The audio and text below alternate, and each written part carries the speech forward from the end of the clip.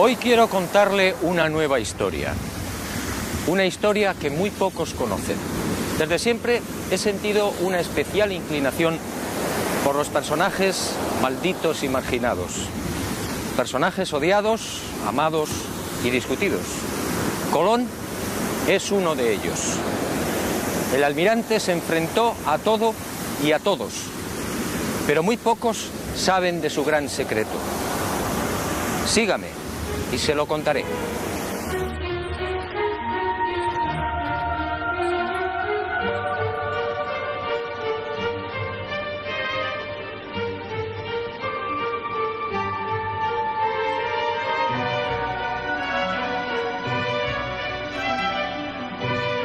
Como decía, siempre me intrigó la tozudez del almirante. Peleó con sabios y con reyes, y terminó venciendo. Nunca comprendí esa seguridad, hasta que el destino puso en mis manos una información confidencial. Entonces entendí. Y la imagen de Cristóbal Colón apareció ante mí en su auténtica dimensión.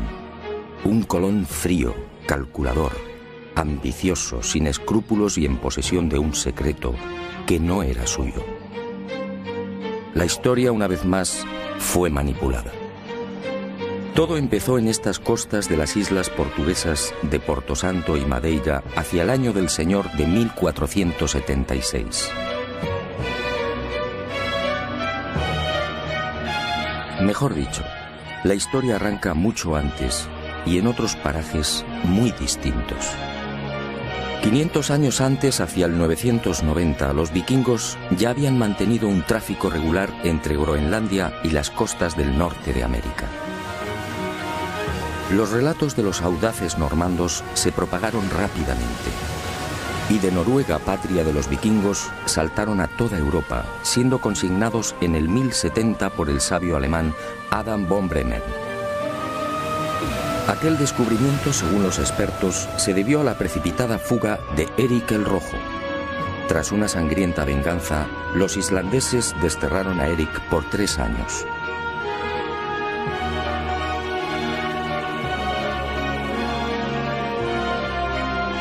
Y el Rojo se embarcó rumbo al oeste con su familia y un puñado de seguidores.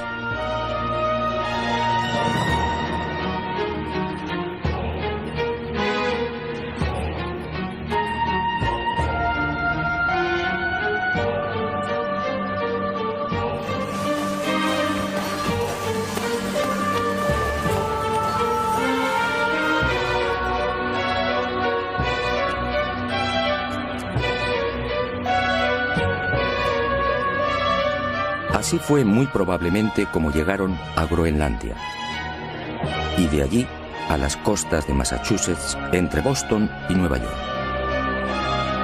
En 1311 otro audaz pueblo, el Mandinga, ubicado en las costas del África Occidental, se aventuró igualmente en el océano.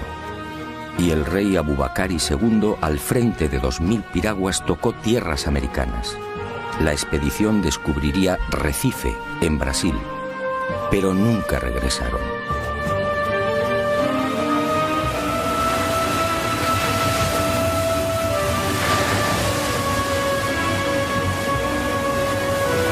Mucho antes que vikingos y mandingas, otros pueblos supieron también de la existencia de América. Fenicios, griegos, romanos, bereberes y árabes, entre otros, tocaron al parecer las costas orientales americanas. Colón, en efecto, fue el último.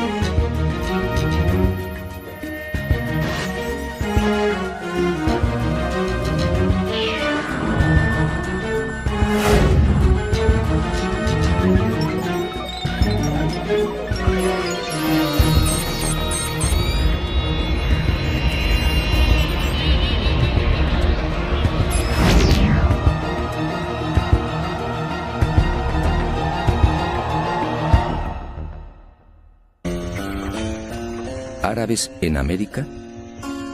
A principios del siglo XVI, Fernández de Oviedo, gobernador de la Castilla del Oro, escribe sobre algo realmente insólito. Oviedo afirma que los naturales llamaban Kebi al cacique. Kebi en árabe significa grande. Y asegura también que aquellas gentes rezaban en mezquitas. Así consta en sus crónicas. ¿Cómo entender esta presencia árabe en América antes de 1492? ¿Y cómo entender el escrito entregado por el Papa Inocencio VIII a Martín Alonso Pinzón antes del descubrimiento? El documento, procedente al parecer de la corte de Salomón, decía así: navegarás por el mar Mediterráneo hasta el fin de España, y allí, al poniente del sol, entre el norte y el mediodía, por la vía temperada hasta 95 grados del camino, hallarás una tierra de Cipango, la cual es tan fértil y abundosa que con su grandeza sojuzgarás África y Europa. Aunque el origen salomónico del documento resulta más que dudoso, Europa no existía como tal en el 900 a.C., la verdad es que si la historia fue cierta, Alonso Pinzón habría recibido antes de embarcarse con el almirante una información secreta que apuntaba directamente a México. Como es sabido, este país se encuentra a 95 grados del Guadalquivir.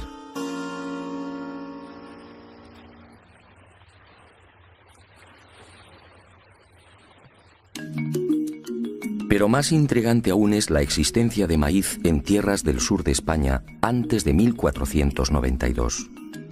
Todo el mundo sabe que esta planta es oriunda de América.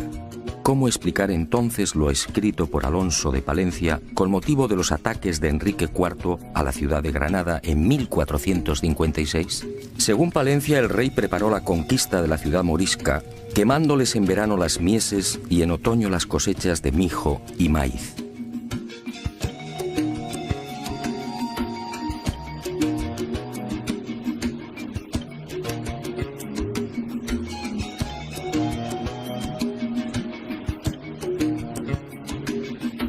¿Y cómo explicar los aranceles de descarga registrados en los puertos de Barbate, Vejer, Conil y Chiclana, al sur de España, en los que años antes del descubrimiento se hace expresa mención de la manegueta, la guindilla que se cultivaba en Chiapas, en la actual Guayana Francesa y en Jamaica? Unos comprometedores aranceles de descarga, en los que también se pasa lista a otras mercancías típicamente americanas. Aranceles, insisto, redactados antes de 1492. ¿Quién transportaba esa mercadería?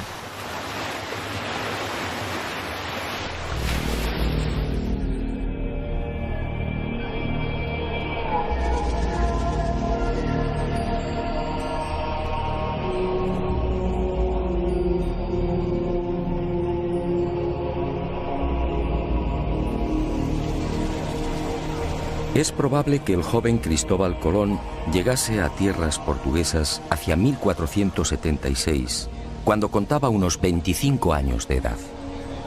Procedía de una familia humilde. No poseía otra ilustración que las primeras letras. Fue a raíz de su estancia en Portugal cuando empezó a leer y a cultivarse.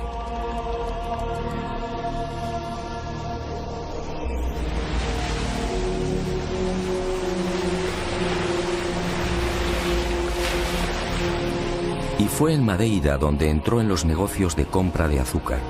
En 1477 se casa con Felipa Móniz, instalándose en la isla de Porto Santo, muy próxima a Madeira.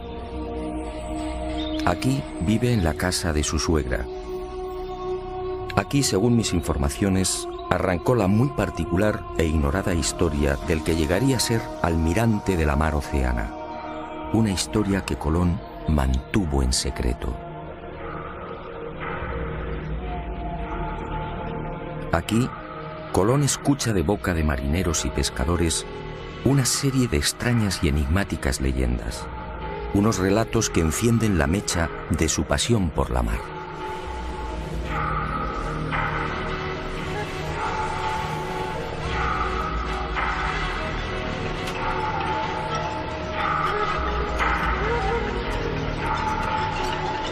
Las gentes de las Azores le contaron cómo los vientos de poniente arrojaban con frecuencia a las playas restos de árboles desconocidos en aquellas islas. En una ocasión, la mar depositó en la isla de las Flores los cadáveres de 2 hombres de caras muy anchas y aspecto distinto al de los europeos y africanos.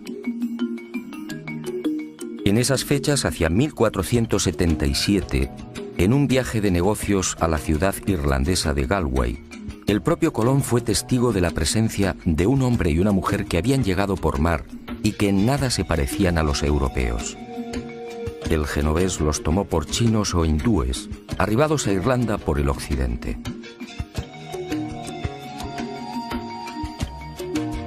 Estos avisos, decisivos diría yo, siguieron llegando a oídos de Colón. Los pescadores del Cabo de la Vela le pusieron igualmente al tanto de otra singular visión. No hacía mucho se habían cruzado con varias y enormes almadías. Todas disponían de casas de madera y eran gobernadas por gentes extrañas. Pedro Correa, su cuñado, multiplicaría el entusiasmo de Colón por el misterioso occidente con otra noticia de parecido corte. Él mismo había sido testigo de la aparición en las playas de Porto Santo de otro madero labrado y de unas cañas tan gruesas que, de nudo a nudo, podían contener 9 garrafas de vino. Unas cañas nunca vistas en Europa y África.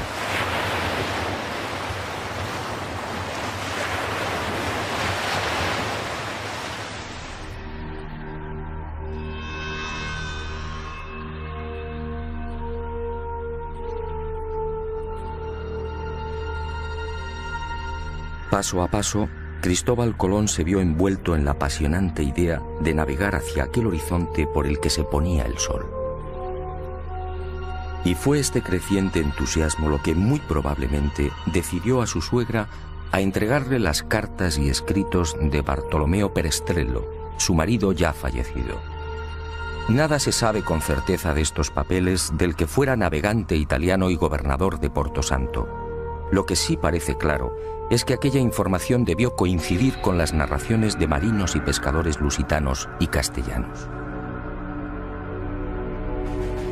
Fue en esas fechas, alrededor de 1478 o 1479, cuando al fin el destino llamó con fuerza al corazón del inquieto Cristóbal Colón. Y sucedió algo que cambiaría bruscamente el rumbo de su vida. Algo que muy pocos conocieron y conocen. Algo que se convertiría en su gran secreto y finalmente en su gran tragedia. En esos años, la mermada tripulación de una carabela casi desguazada arriba casualmente a las costas de Porto Santo. Son hombres enfermos y maltrechos. Un piloto y 4 o 5 tripulantes. Son castellanos, quizá portugueses, y uno tras otro van muriendo. Colón, compasivo, se hace cargo del piloto y lo aloja en su casa.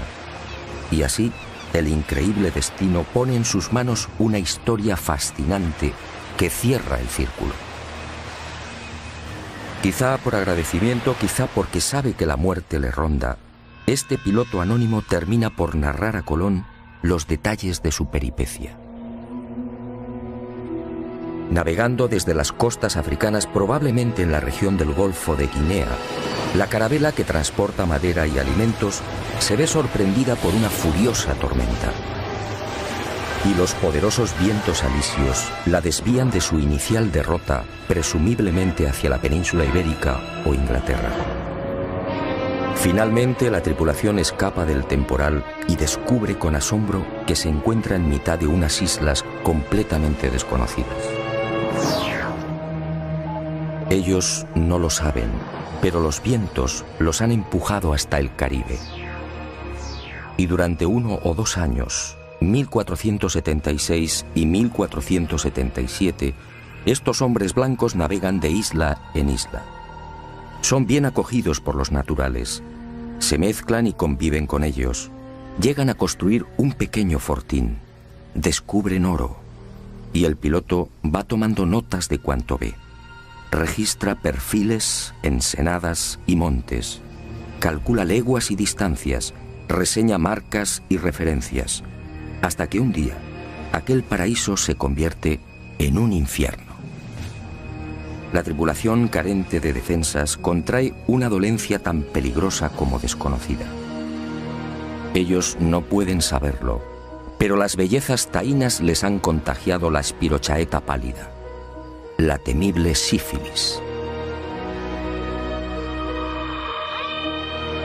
El mal alcanza su fase secundaria y los hombres blancos ven con impotencia cómo sus cuerpos se cubren de pústulas, y la fiebre y los dolores terminan postrándolos. Al ver cómo sus compañeros van muriendo inexorablemente, el piloto anónimo decide regresar.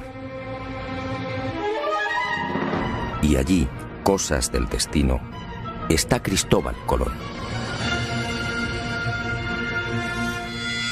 Es posible que este retorno del piloto anónimo ocurriera hacia 1477 o 1478.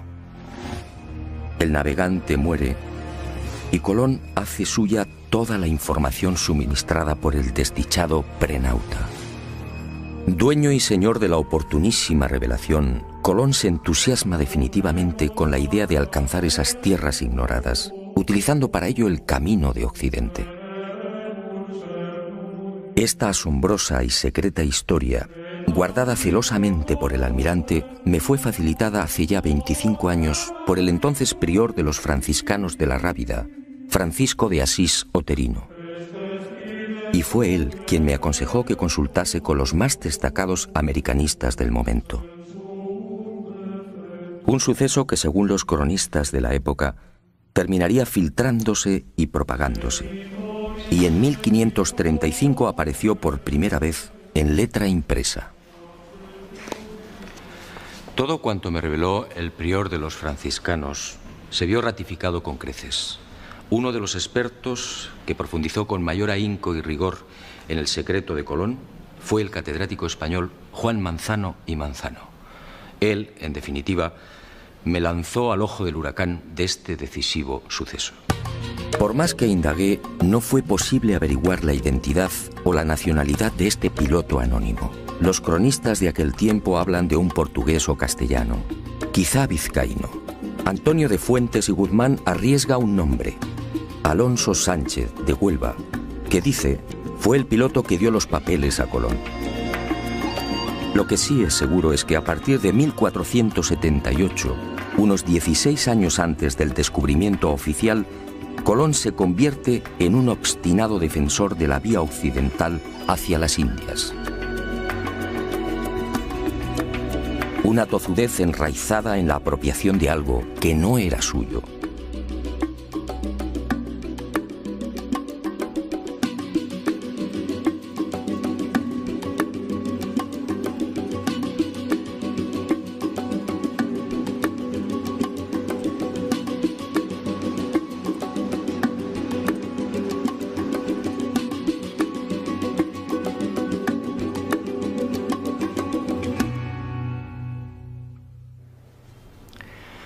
A partir de esa información privilegiada, Colón se convierte en otro hombre. Ya no son sospechas, ahora lo sabe. Navegando por el mar tenebroso siempre hacia el oeste, encontrará nuevas y ricas tierras. Pero, ¿qué tierras eran esas? Y Colón emprendió una febril búsqueda, consultando los textos clásicos y los escritos de sus contemporáneos. Se sumergió impaciente en el Imago Mundi y en las páginas de la Historia Rerum. Estudió la Biblia, el Libro de los Reyes, la glosa ordinaria de Nicolás de Lira, Aristóteles, Isidoro, Marco Polo y un largo etcétera. Y en los márgenes de estos libros fue anotando reflexiones, dudas y certezas. Fueron tiempos difíciles y angustiosos. Hasta que un día el caprichoso pero sabio destino puso en sus manos una carta geográfica y unos documentos.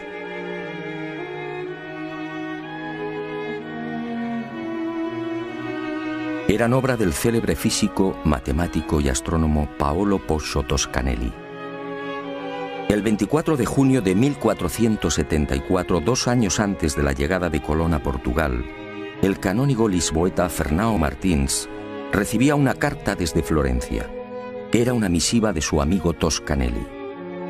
Meses atrás, durante la estancia de Martins en Italia, el canónigo tuvo oportunidad de cambiar impresiones con el sabio florentino sobre las navegaciones de sus compatriotas, los portugueses, por las costas africanas. Los lusitanos llevaban tiempo intentando alcanzar las regiones orientales de las Indias, donde al parecer se hallaban las famosas islas de la especiería. Y Toscanelli le anunció algo insólito. A las Indias se podía llegar por un rumbo distinto al que pretendían los portugueses. Bastaba cruzar el mar tenebroso, siempre hacia el oeste. Martins quedó impresionado. Expuso las revolucionarias ideas de Toscanelli al rey de Portugal y sin demora Alfonso V solicitó más detalles. Y ese 24 de junio de 1474 llegaba a Lisboa la mencionada carta de navegación y los documentos de Toscanelli, en los que aseguraba que navegando derecho por poniente está pintado el comienzo de las Indias. Unos reinos opulentos llamados Catai y Mangui, señoreados por un poderosísimo monarca llamado Gran Khan.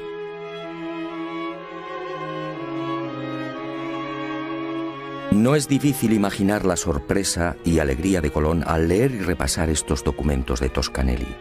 Allí estaba la confirmación a lo proporcionado en secreto por el piloto anónimo. Las ideas de Toscanelli y las pistas halladas en las restantes lecturas redondearon finalmente el gran proyecto colombino. Al otro lado del mar tenebroso se encontraban las Indias. Solo había que navegar hacia el oeste, siempre hacia el oeste. Colón, en definitiva, fue víctima del mismo error de Toscanelli. Confundió la española con Zipango, el Japón actual, y América con Asia. Y esta idea le acompañaría hasta la muerte. Confirmadas las noticias del prenauta, nuestro hombre eufórico volvió a repasar una y otra vez las claves secretas de su gran sueño. Unas claves más próximas a la locura que a la realidad.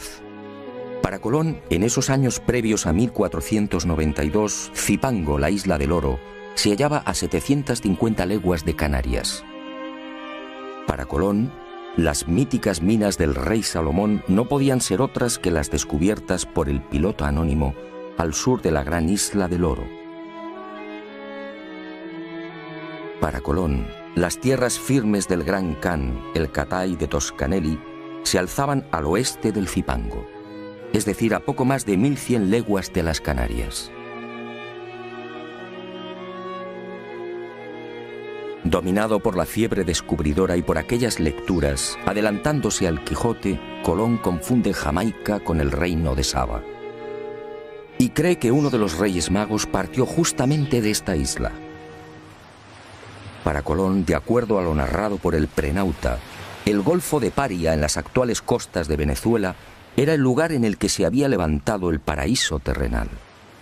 Y murió con el convencimiento de que Cuba formaba parte de las tierras firmes de Asia.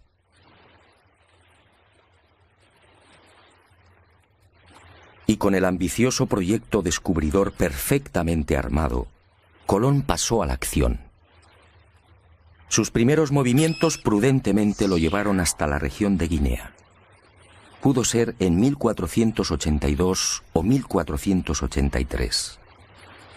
Quizá con la excusa de un viaje de negocios se embarca y recorre las aguas del Golfo africano. Pero su objetivo era otro. Colón, siempre minucioso, trata de verificar las informaciones del prenauta. Intenta comprobar in situ la dirección de los alisios y de las corrientes dominantes. El piloto anónimo estaba en lo cierto. Vientos y corrientes marinos empujan a los navíos hacia poniente. Y sin demora, Cristóbal Colón ofrece su sueño al rey portugués. Corría el año de 1484. De haber aceptado su propuesta, el futuro almirante de la mar Océana habría partido desde Cabo Verde en el mencionado Golfo de Guinea.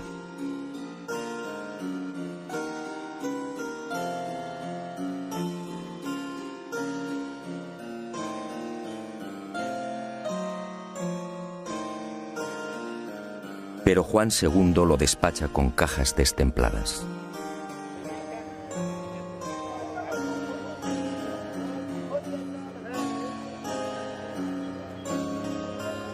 Colón desaparece y se traga la rabia. Lo que Colón no supo en esos momentos es que el rey, a sus espaldas, aconsejado por Ortiz de Calzadilla, obispo de Ceuta, de quien mucho se fiaba, resolvió mandar en secreto una carabela. Así lo cuenta Hernando, hijo de Cristóbal Colón. Pero la carabela, enviada con brevedad a las islas de Cabo Verde, no halló lo que dijera Colón. Y el proyecto colombino, como el de Toscanelli, fue olvidado por Juan II.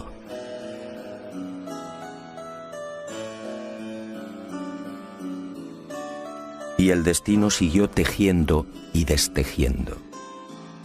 Colón supo de la turbia maniobra del rey portugués, y a esta decepción se sumó la muerte de su mujer y la pésima marcha de los negocios.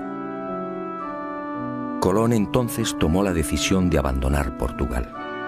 Corría la primavera de 1485 y decidió probar fortuna en la corte de la vecina Castilla. Pero antes, apremiado por la escasa bolsa, viajó a Huelva, encomendando a su joven hijo, Diego, a los cuidados de Violante Móniz, su cuñada. Y el destino atento le obligó a pasar por el monasterio franciscano de la Rábida. Allí, Colón recibiría una bocanada de oxígeno. Uno de los frailes, Antonio de Marchena, se entusiasmó con la idea. Y Colón, nuevamente eufórico, fue al encuentro de Isabel y Fernando, los reyes católicos. Nueva decepción. Nadie le cree. La llamada Junta de Salamanca rechaza el proyecto. El testimonio del doctor Rodrigo Maldonado de Talavera, miembro de esta junta de sabios y expertos, resume el sentir general. Este testigo, con el prior de Prado y con otros sabios y letrados y marineros, platicaron con el dicho almirante sobre su ida a las dichas islas, y todos ellos concordaban que era imposible ser verdad lo que el dicho almirante decía.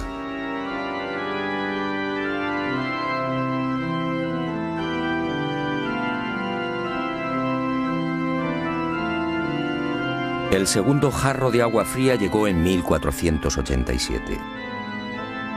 Y cuentan las crónicas que el futuro almirante no se rindió. Aquella vieja tozudez lo mantuvo alerta y firme. Pero las cosas no mejoraron.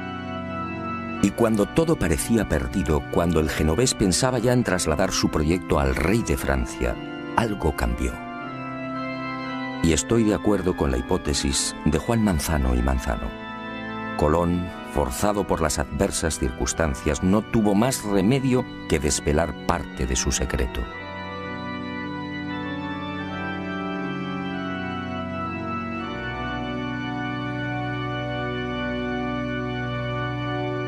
Y en abril de 1492, finalmente, Cristóbal Colón triunfa.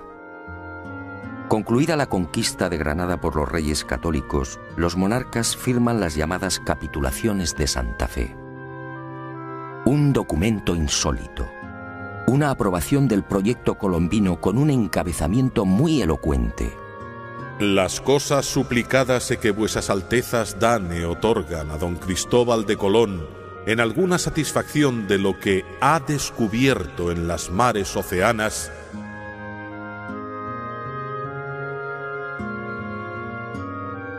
¿de lo que ha descubierto? Estábamos en abril de 1492. La increíble concesión solo puede explicarse por lo ya mencionado. Colón tuvo que confesar parte de lo transmitido por el desdichado piloto anónimo. Pero obviamente silenció la fuente y mantuvo como suyo lo que era de otro. Pero hay más. En esos sospechosos documentos previos al gran viaje descubridor, los reyes católicos, al entrar en detalles, cometen 3 indiscreciones que confirman cuanto sostengo. Conceden a Colón los títulos de virrey y almirante y le otorgan 1/10 de cuanto se consiga en esas tierras incógnitas. En buena ley todo esto debería de haber llegado después. Y al proceder a la requisa de las necesarias naves, ordenan lo siguiente: para ir a ciertas partes de la mar Océana. Evidentemente los reyes católicos tenían una información privilegiada. El tercer desliz es mucho más elocuente. Al designar a Diego Rodríguez Prieto como el hombre que debía facilitar las carabelas, la ordenanza real fija su sueldo en 4 meses. Y me pregunto, ¿cómo sabían los reyes católicos la duración del viaje en aquel abril de 1492? Resulta muy sospechoso que solo se equivocaran en 2 semanas. Y llegó el gran viaje. Y con él, y con las siguientes singladuras, Cristóbal Colón terminaría descubriendo sus cartas. Unas cartas marcadas.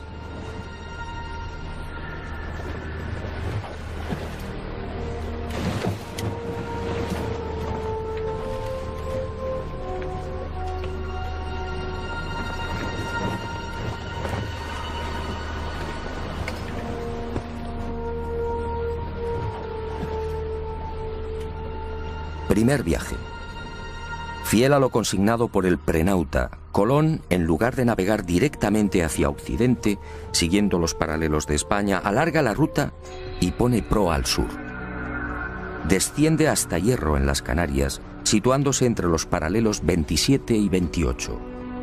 Modifica las velas de la Pinta, cambia el aparejo latino por el redondo, más útil para beneficiarse de los vientos de popa. Y fiel a esas instrucciones del prenauta, antes de partir de las Canarias, avisa a los capitanes de las otras naves sobre el peligro de un rosario de islas y roqueos ubicados a 700 leguas de Hierro. No es difícil imaginar las caras de los pinzones ante semejante advertencia. Pero el secreto del piloto anónimo no se vio libre de algunos graves errores. El informante de Colón se equivocó al situar la gran isla del Oro. El almirante, al seguir el paralelo 27, dejó esa isla, Zipango, mucho más al sur. Por eso, en este primer viaje, no encuentra el peligroso laberinto de Arrecife, lo que Colón llamaba la entrada a las Indias. Y el 9 de octubre de 1492, la marinería se revela por segunda vez. Y tiene razón. Los hombres se sienten engañados. La cuenta real del almirante en esa fecha suma 1000 leguas. Él había prometido arribar a los arrecifes mucho antes. Y aseguró igualmente que Zipango se hallaba a 750 leguas del punto de partida. La situación en la Santa María, la nave capitana, se hace tan violenta que Colón reúne a los hermanos Pinzón y se ve obligado por segunda vez a desvelar parte de su secreto.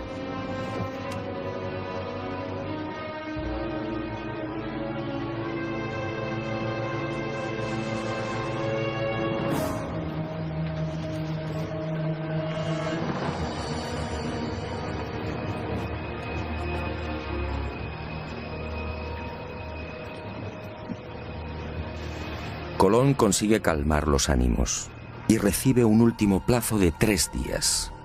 Si para entonces no han hallado tierra, regresarán. El 12 de octubre descubre Guanajaní, una pequeña isla del grupo de las Lucayas que Colón bautiza como San Salvador. El almirante, perplejo, no comprende. ¿Dónde ha estado el error? ¿Por qué no han desembarcado en Zipango? Y sigue de isla en isla buscándola. En esos días angustiosos, uno de los ocultos objetivos de Colón se destapa con violencia. Al almirante solo le interesa el oro.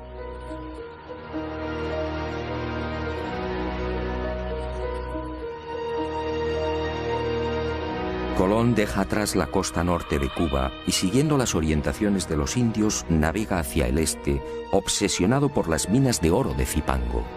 Y el 12 de diciembre tiene lugar otro suceso que llena de admiración a los marinos de la Niña y de la Santa María.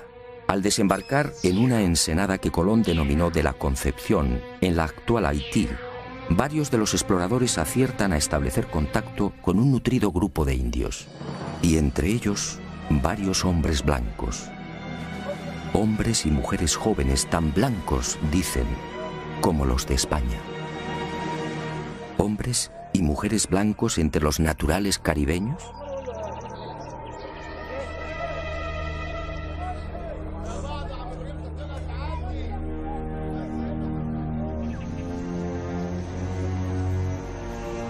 Los conquistadores quedaron asombrados, sí, pero no Colón. Él sabía por el piloto anónimo que la tripulación de aquella carabela había permanecido 1 o 2 años con los indios de la región. Y sabía igualmente que los predescubridores se mezclaron con las indias. Esta, sencillamente, era la explicación de la insólita presencia de hombres y mujeres blancos.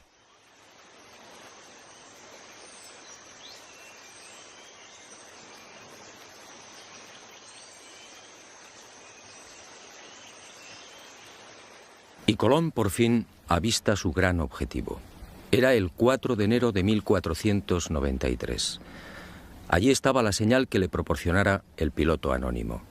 Un cerro inconfundible, con un perfil muy particular y prácticamente asomado a la mar. Montecristi.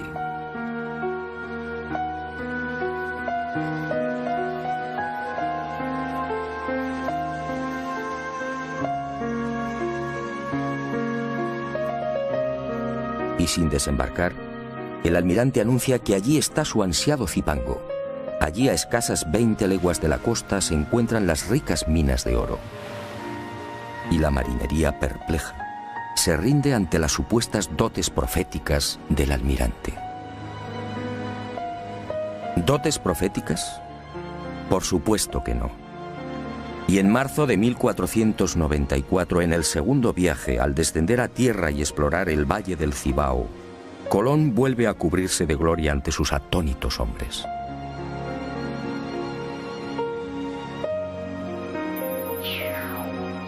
Después de fundar Isabela, marcha decidido hacia el sur, y a 18 leguas exactas de la costa, tal y como había advertido, localiza las minas.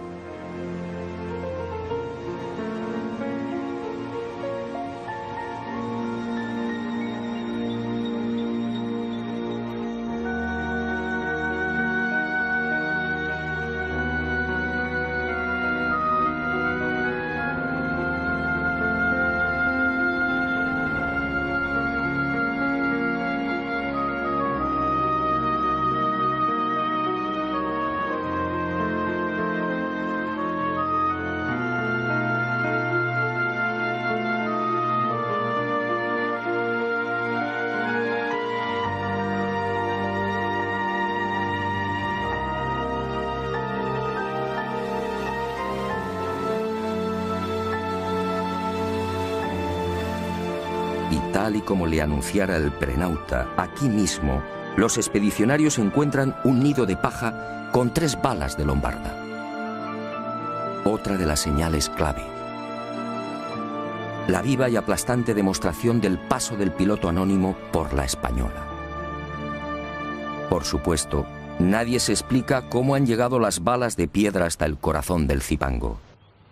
Y Colón, satisfecho, guarda silencio.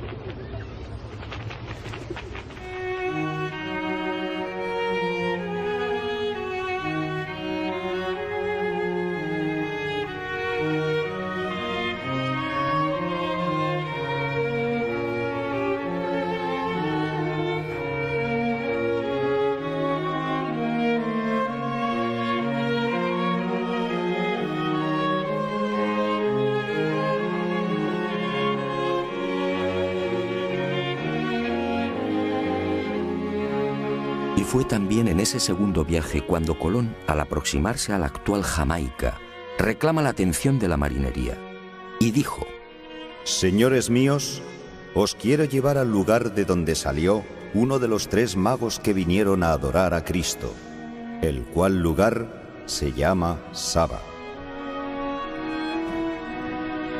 Y cuando los españoles desembarcaron y preguntaron a los nativos, estos replicaron que la isla se llamaba Sobo. Entonces, el almirante explicó que Saba y Sobo eran la misma palabra, pero que los indios no la pronunciaban bien. El reino de Saba, otra de las obsesiones de Colón. Y todos, una vez más, se preguntaron, ¿cómo sabía el almirante el nombre de aquella isla sin haber puesto el pie en ella? La respuesta es elemental.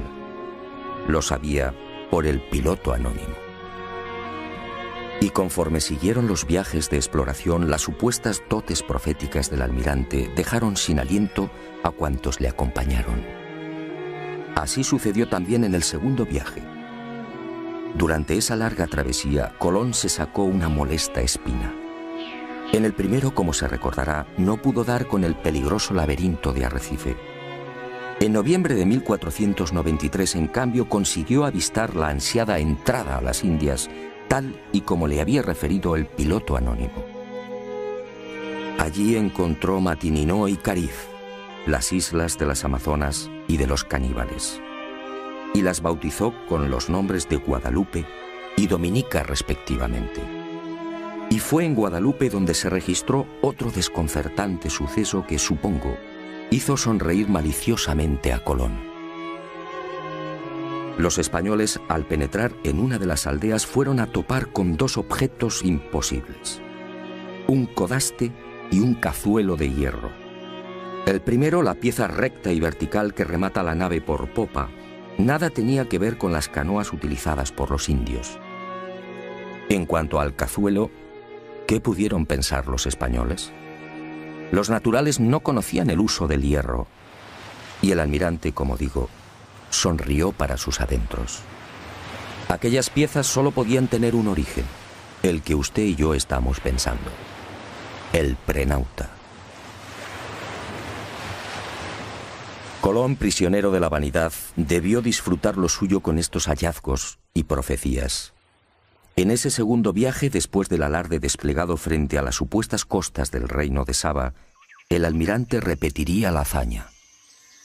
Ocurrió cuando navegaba al sur de la Española. A cosa de 7 u 8 leguas de tierra fueron a divisar un montículo. Y Colón, con una seguridad que desarmó a su gente, afirmó que aquel era el lugar llamado Ofir, los montes todos de oro, las célebres minas del rey Salomón.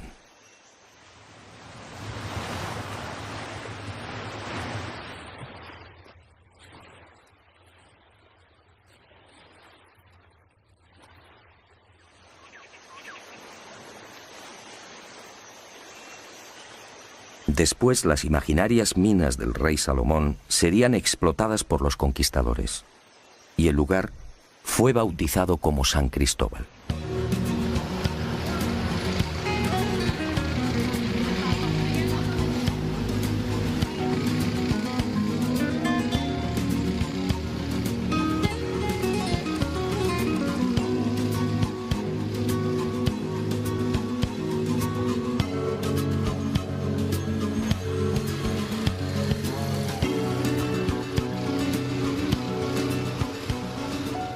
Pero la locura del almirante no se detuvo ahí.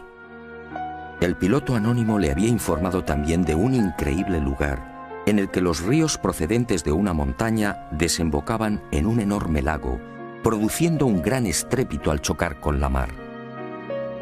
En el tercer viaje a las Indias, en 1498, Colón busca ese territorio situado a cosa de 50 o 70 leguas al sur de Zipango, según el prenauta. Y lo encuentra. Es el Golfo de Paria, al norte de la actual Venezuela. Descubre el lago, los ríos y queda maravillado al escuchar el fortísimo ruido provocado por la reunión de las aguas dulces y saladas.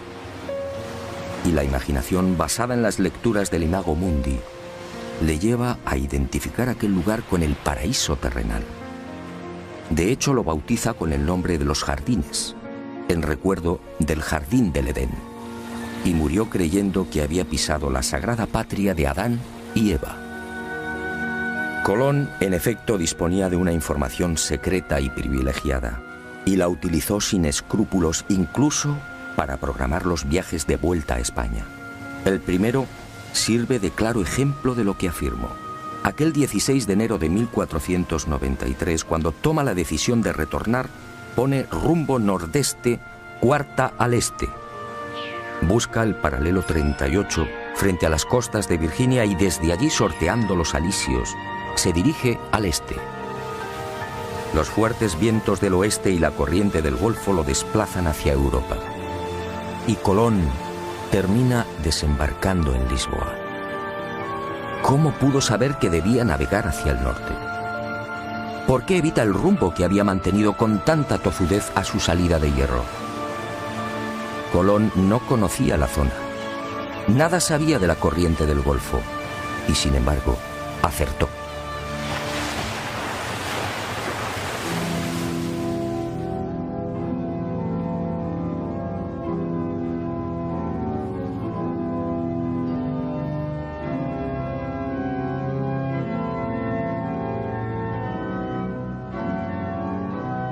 Pero Colón cometió un gran error.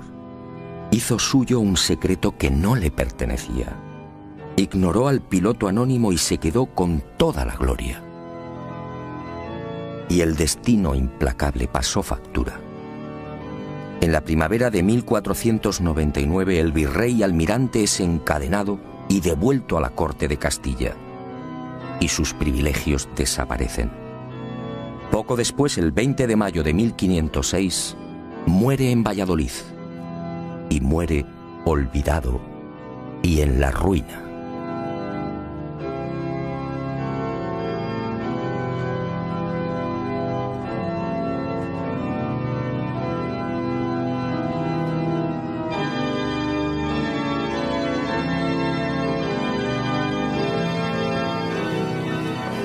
Ni siquiera sus restos descansan en paz.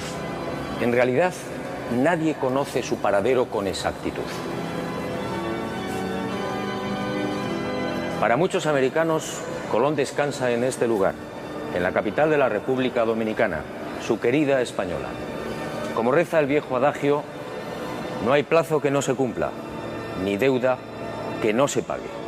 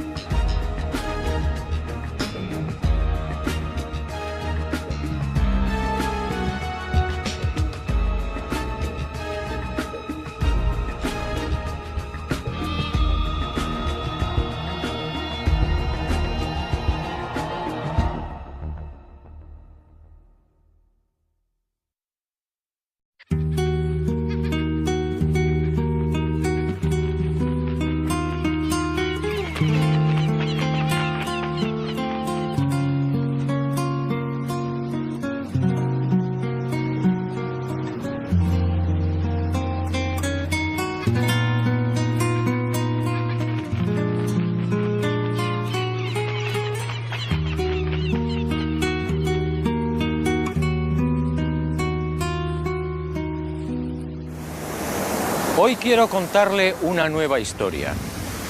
Una historia que muy pocos conocen.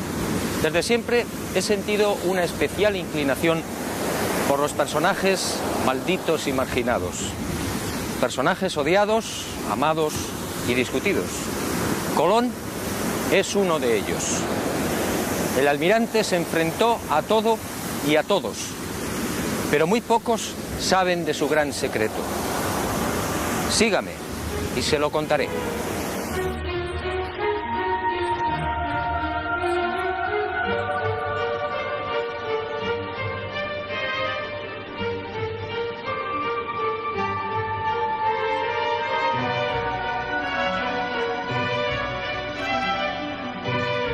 Como decía, siempre me intrigó la tozudez del almirante. Peleó con sabios y con reyes, y terminó venciendo. Nunca comprendí. Así consta en sus crónicas. ¿Cómo entender esta presencia árabe en América antes de 1492? ¿Y cómo entender el escrito entregado por el Papa Inocencio VIII a Martín Alonso Pinzón antes del descubrimiento? El documento, procedente al parecer de la corte de Salomón, decía así: Navegarás por el mar Mediterráneo hasta el fin de España, y allí, al poniente del sol, entre el norte y el mediodía, por la vía temperada hasta 95 grados del camino, hallarás una tierra de Cipango, la cual es tan fértil y abundosa que con su grandeza sojuzgarás África y Europa. Aunque el origen salomónico del documento resulta más que dudoso, Europa no existía como tal en el 900 a.C., la verdad es que si la historia fue cierta, Alonso Pinzón habría recibido antes de embarcarse con el almirante una información secreta que apuntaba directamente a México. Como es sabido, este país se encuentra a 95 grados del Guadalquivir.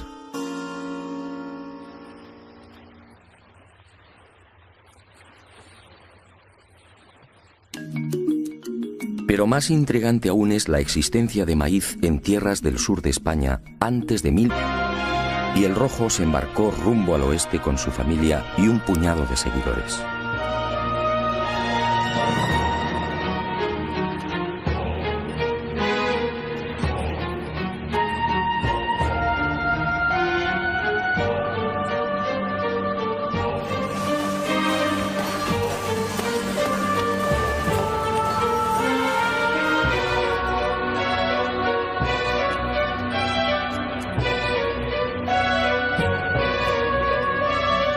Así fue muy probablemente como llegaron a Groenlandia, y de allí a las costas de Massachusetts, entre Boston y Nueva York.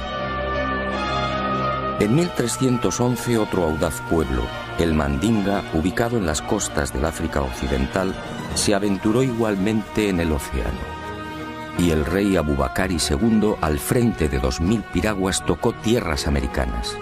La expedición descubriría Recife, en Brasil, pero nunca regresaron.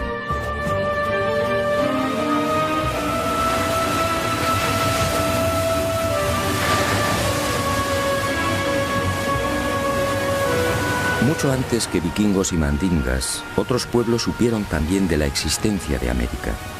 Fenicios, griegos, romanos, bereberes y árabes, entre otros, tocaron al parecer las costas orientales americanas. Colón, en efecto, fue el último.